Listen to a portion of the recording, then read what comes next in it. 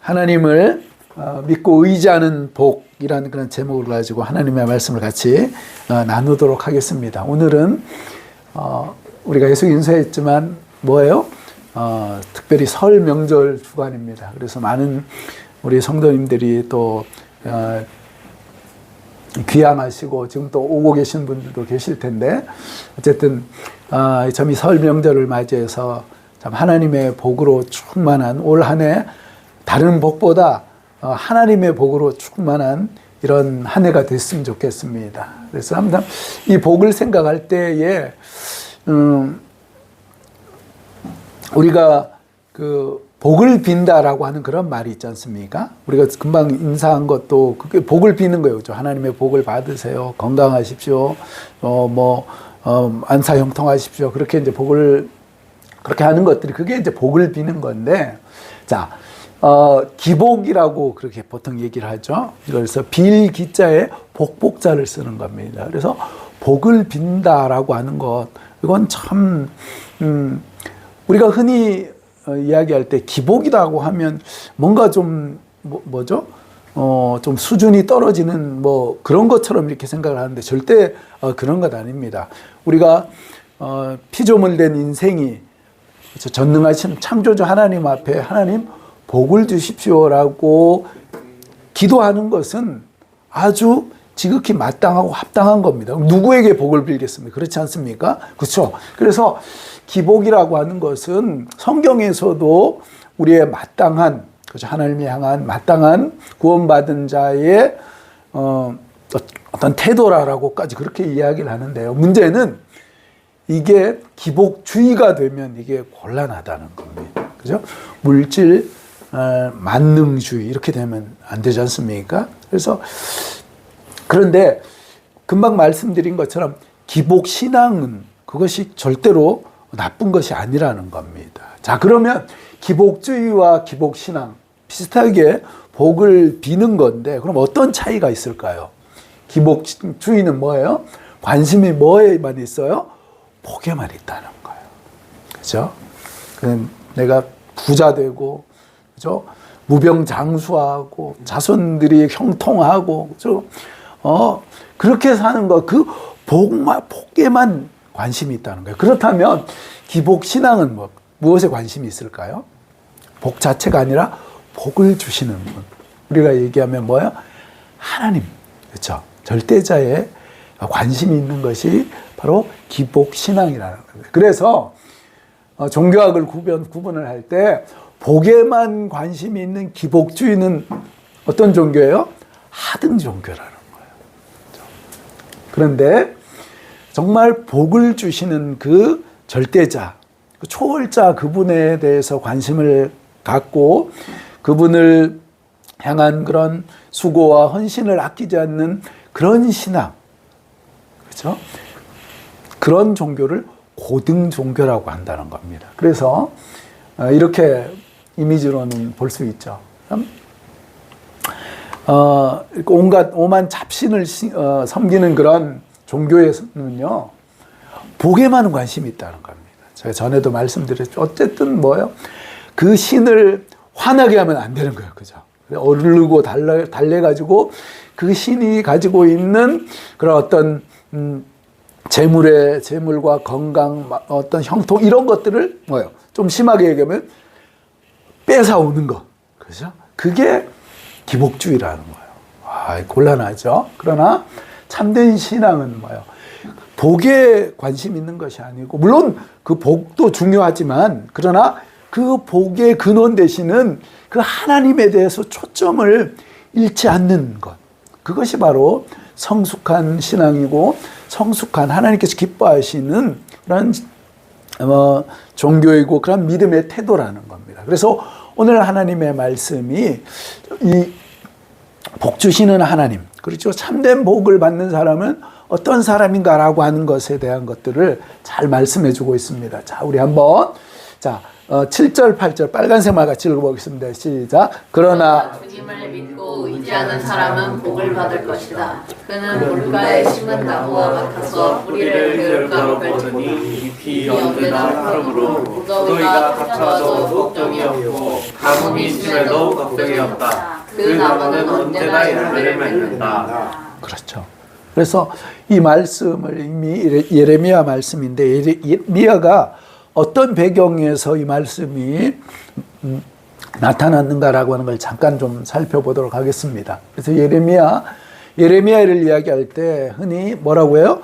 눈물의 선지자라고 그렇게 이야기를 합니다. 왜 눈물의 선지자일까요? 그 눈물을 많이 애통하면서 하나님의 말씀을 전했던 선지자여서 바로 눈물의 선지자라고 얘기합니다. 예레미야서를 쭉 보면요, 참 망해가는, 그죠? 망해가는 그 유다를 그 현실을 바라보면서 하나님께로 돌아오라고 하면서 눈물로써 기도하며 말씀을 선포하는 예레미야의 모습을 볼 수 있습니다. 그래서 예레미야를 이야기할 때 눈물의 선지자다라고 그렇게 얘기를 해요. 그 역사적 배경은 대략 BC 627년에서 561년 그 어간입니다. 근데 그 어간에 보면 당시의 지도인데 예루살렘입니다. 남유다죠. 남유다의 수도 예루살렘. 여기에서 예레미야가 주로 이제 사역을 하면서 말씀을 전했다는 겁니다. 그런데 이 예루살렘을 기점으로 해서 이 팔레스타인 지방 기점으로 해서 4개의 큰 대제국들이 패권을 다투었다는 거예요. 자, 첫 번째 애굽, 그죠? 이집트 제국이었다는 겁니다. 이때는 좀 많이 번성했을 때에 그때하고는 좀 많이 우리가 하는 얘기도 모세 때하고는 그때가 거의 정점이었다라고 하면 이때는 뭐예요? 거의 좀 이렇게 많이 세력을 잃은 그런 때, 그런 상황입니다. 그러면서 이제 신흥 제국이 바벨론 제국이 등장합니다. 그리고 또 아수르 제국이 나오고, 그리고 메데 페르시아, 그렇죠? 메데 바사라고 하는 그 제국이 이제 막 서로 패권을 힘겨루기를 하는 그런 역사적 배경이 있었다는 겁니다. 그래서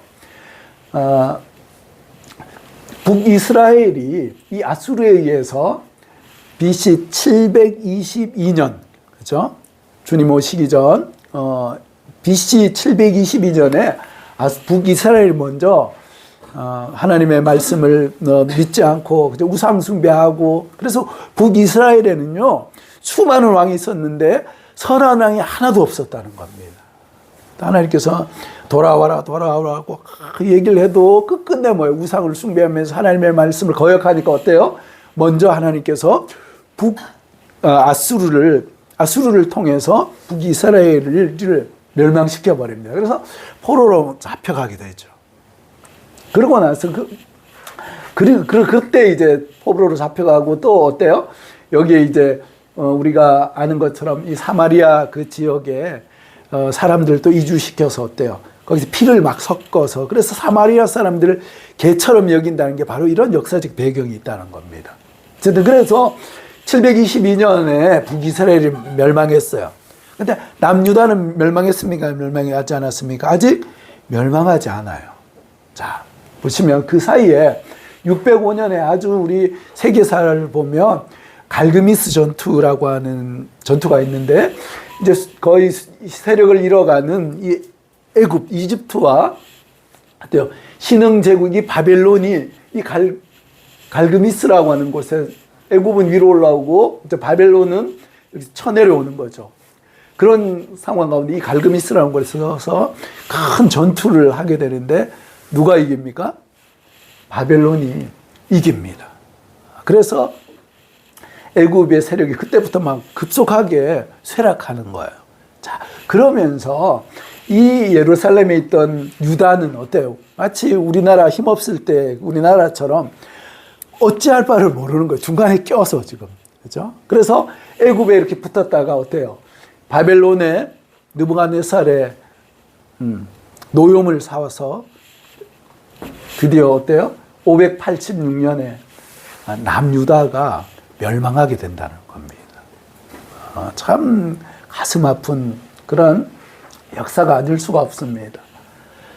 자, 이런 역사적 배경이 있는데, 그래서 정치적으로 볼 때는 어때요? 거대 패권국 사이에 정말 힘없는 약소국이에요. 그죠? 요 팔레스타인, 요 작은 나라가 거대 제국에서 무슨 힘을 쓸 수 있겠습니까? 그래서 이 나라에 붙었다가 또 이 나라에 붙었다 그러면서 생명을 부지하려고 안간힘을 쓴다는 거예요. 그런데 여러분, 중요한 것은 예레미야에서 얘기하는 것은 단순히 이런 어떤 정치 역학적인 힘의 구도 때문에 남유다가 멸망한 것이 아니라는 거예요. 궁극적인 것은 뭡니까? 하나님을 의지하지 않았기 때문에 그렇다는 거예요. 그래서 여기 보시면 참 이렇게 어려움을 당하고 그러면 어때요? 좀 깨어서 하나님 앞에 더 엎드려서 하나님의 은혜를 구하며 이렇게 나가야 되는데, 이 남유다는 어떻게 했습니까? 예레미야가 끊임없이 우상을 버리고 하나님만을 섬겨라. 너희들 멸망할 수밖에 없다. 이렇게 하면 북왕국 이스라엘이 멸망했던 것처럼 남유다도 하나님께서 아끼시지 않을 거다라고 그렇게 누차 눈물로써 말씀을 선포하고 권고를 해도 남유다는 끝까지 듣지 않았다는 거예요. 근데 중요한 것은 그들이 하나님을 그러나 믿지 않았습니까? 그런 거 아니에요. 하나님을 여호와도 믿고요. 거기 또 뭐가 있어요? 거기에 또 이런 가나안과 그죠? 애굽의 그 신들을 같이 섬기는 거예요. 그리고 우리가 볼 때 교회 나가면서도 어때요? 뭐 전보러 다니고 온갖 것들을 다 하는 거예요. 이게 뭐예요? 영적인 혼합주의라는 거예요. 그러니까 하나님으로는 어때요? 나의 안전을 지키기 뭔가 좀 깨름직해. 그러니까 뭐예요? 온갖 신들을 다 좀 영험하다는 신들은 다 섬기면서 살았다는 거예요. 잘 믿는 신앙입니까? 그거 아니지 않습니까? 그렇죠? 하나님은 뭐예요? 오직 하나님만을 섬기면서 그 하나님의 말씀을 따르고 그분을 의지하면서 믿고 살아라고 해서, 그래서 이 놀라운 은혜를 이스라엘 백성들을 구원해 주시고 그렇게 번성하게 하시고 축복을 주셨는데 그걸 다 잃어버리고 나에게 유익되는 그런 신들을 아무나 갖다 놓고 그냥 하나님도 섬기고 이 신도 섬기고 저 신도 그러고 살았다는 거예요. 참 기가 막히지 않습니까? 그래서 이들을 향해서 이런 행태를 보이는 남유다 그들을 향해서 우리 하나님께서 아주 준엄하게 경고하시면서 말씀하십니다. 자, 같이 한번 읽어보겠습니다. 시작. 나 주가 말한다. 주위에서 오히려 사람을 의지하며 사람의 힘이 되어 주려니 하고 있는 자는 저들을 저들 것이다. 그는 황야에서 자라는 가시덤불 같아서 좋은 일이 오는 것을 볼 수 없을 것이다. 그는 소금기가 많아서 사람이 살 수도 없는 땅 메마른 땅에서 살게 될 것이다. 그렇죠. 그렇죠? 참, 예레미야가 참 이 말씀을 하면서 아마 그냥 눈에 독이 가득해서 이 말씀을 했을까? 그것보다는 정말 어때요? 가슴을 찢으면서 눈물을 흘리면서 아마 이 메시지를 선포하지 않았을까? 그렇게 생각이 됩니다.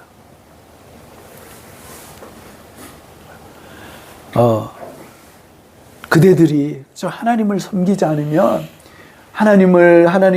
하나님께로부터 마음을 멀리하고 사람을 의지하고 사람이 힘이 되어주려니 하고 그렇게 믿고 그 허망한 것들을 믿고 그렇게 살아가는 사람들은 저주를 받을 수밖에 없습니다. 그러면서 뭐예요?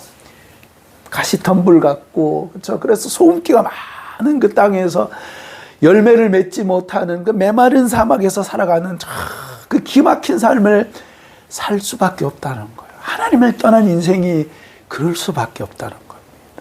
우리가 보십시오. 우리의 삶을 한번 돌이켜 보십시오. 우리가 예수님을 알지 못했을 때 우리의 삶이 어땠습니까? 이렇지 않았습니까? 내가 주인 되고 내가 왕이 되어서 살아갔습니다. 사람만 의지하고요. 하나님은 안중에도 없습니다. 그죠? 누가 나의 도움이 될까? 누가 나의 힘이 될까? 어떤 것이 유익할까? 그것만 관심이 있어요. 정말 모든 것들을 주관하시고 붙잡아 주시고 궁극적으로 인도하시고 책임져시고 하나님에 대한 관심이 없는 그런 삶이 하나님을 믿지 않았을 때 그 사람 아니었습니까? 그런데 이스라엘 백성이 그들은 구원받은 백성인데도 어떻게 그렇게 살았다는 거예요. 메시지 성경에 보면 더 참 이 말씀을 잘 해석해 줍니다. 같이 한번 읽어보겠습니다. 시작. 사람을 의지하고 자기 근력을 믿으며 하나님을 짐스럽게 여기는 자는 저주를 받으리라. 그는 뿌리가 잘려 굴러다니는 엉겅퀴와 같다. 그는 아무것도 자라지 못하는 땅에서 뿌리 없이 방향 없이 살아간다. 그렇죠? 뭐요? 사람을 의지하고 자기 근력을 믿으며 하나님을 뭐를 어떻게 여겨요?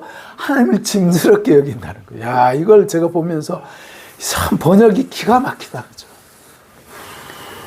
하나님이 우리의 힘이시고 우리의 모든 생명이고 모든 근원이 되십니다. 아멘이십니까? 그래서 우리가 그렇죠. 영적으로 깨어 있을 때는 그렇죠.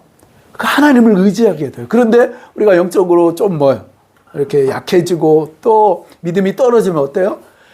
짐스럽게 여긴다는 게 그렇지 않습니까? 교회를 일주일에 매일 그렇게 나가야 돼? 그게 제일 먼저라는 거예요. 그렇죠? 이 주일을 왜 이렇게 일찍 돌아오는 거야?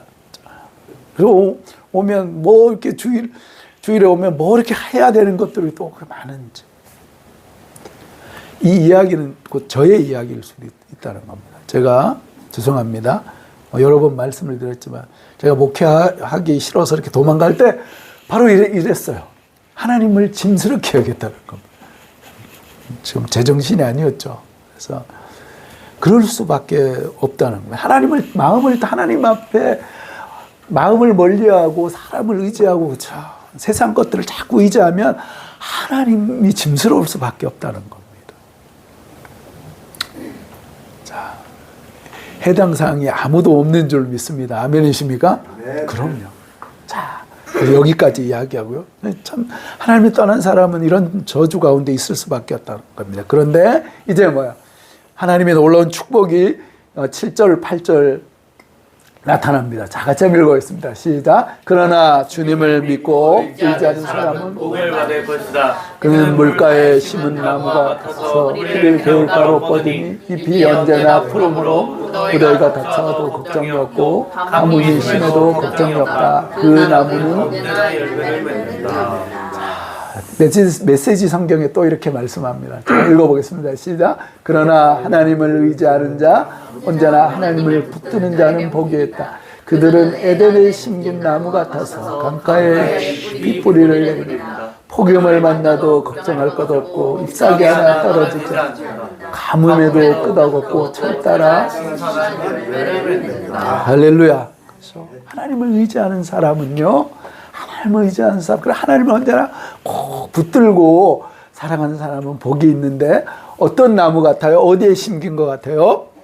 그렇죠. 그냥 나무 물가에만 심겨도 참 너무 좋은데 그 팔레스타인 지방이 얼마나 척박한 땅입니까? 그 물가에 나무가 심겼다는 것은 그건 정말 축복 중에 보통 축복이 아니라는 겁니다. 그것만 해도 복인데 그래서 하나님을 의지하는 사람은 마치 뭐예요? 에덴 동산에 심겨진 나무 같다는 거예요. 와, 어떨까요? 그 나무는 깊이 뿌리를 내려서 어떤 폭염에도 그죠? 어떤 가뭄에도 끄덕없습니다. 그리고 철을 따라 사시사철 그죠? 신선한 열매를 맺는다는 거예요. 와, 어떤 사람이 이런 복을 누려요? 하나님을 의지하고 하나님을 꼭 붙드는 그런 사람이라는 겁니다. 2024년 이 복으로 충만하시길 바랍니다. 이것 때문에 하나님을 의지하는 것이 아니라 어때요? 하나님을 의지함으로 말미암아 이런 복이 자동적으로 맺혀지는 그런 축복이 넘치시기를 간절히 부탁합니다. 할렐루야. 그렇죠. 사람 인자를 보면 여러 해석들이 있는데 기본적인 해석 어때요? 기대는 그렇죠. 서로 이렇게 기대는 것이 사람인이다라고 하는데 사람은 의지하며 사는 존재다라고 이렇게 볼 수가 있습니다. 그래서 아주 어릴 때는 누구를 의지해요? 부모님을 의지하고, 청년 때는 친구들을 의지합니다. 장년이 되면요, 서로 이렇게 부부가 의지하면서 그렇게 살고, 노년이 되면 또 자녀를 의지하면서 이렇게 살아야죠. 그런데 구원받은 그러면 하나님의 백성은 무엇을 의지하면 살아야 될까요? 바로 저 하나님만을 믿고 의지하는 인생이 되어야 될 줄로 믿습니다. 때때로 그렇죠? 부모도 친구도 부부도 자녀도 나의 온전한 의지가 되어지지 않을 때가 있다는 겁니다. 그렇지 않습니까? 그러나 하나님을 믿고 의지하는, 하나님을 가까이 하고 하나님을 꼭 붙잡고 하나님을 날마다 구하는 그런 인생은 결코 실패하지 않는다는 겁니다. 말씀 같이 읽어보겠습니다. 시작. 무릇 주를 멀리하는 자는 망하리니 음녀같이 주를 떠난 자를 주께서 다 멸하셨도이다. 하나님께 가까이 함이 내게 복이라. 내가 주 여호와를 나의 피난처로 삼아. 주의 모든 행적을 전파하리이다. 그렇죠. 하나님, 자, 빨간색 같이 읽어보겠습니다. 하나님께 가까이 함이 내게 복이라. 아멘이십니까? 그렇죠. 이 하나님을 가까이 하고, 그렇죠. 하나님을 날마다 의지하는 우리 귀한 성도님들 다 되셨으면 좋겠습니다. 제가 개인적으로 참 좋아하는 찬양이고, 우리가 오늘 이제 마지막 찬송으로 부를 찬양인데요. 참 너무나 귀한 찬양이라고 생각됩니다. 우리 한번 그냥 반주는 없지만 그냥 한번 불러볼까요? 너 하나님께 일평생 주만 바라면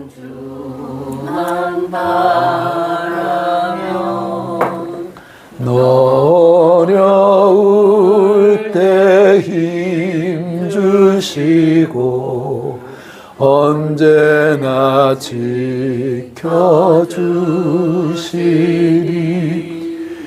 주 크신 사랑 믿는 자 그 반석 위에 서리라.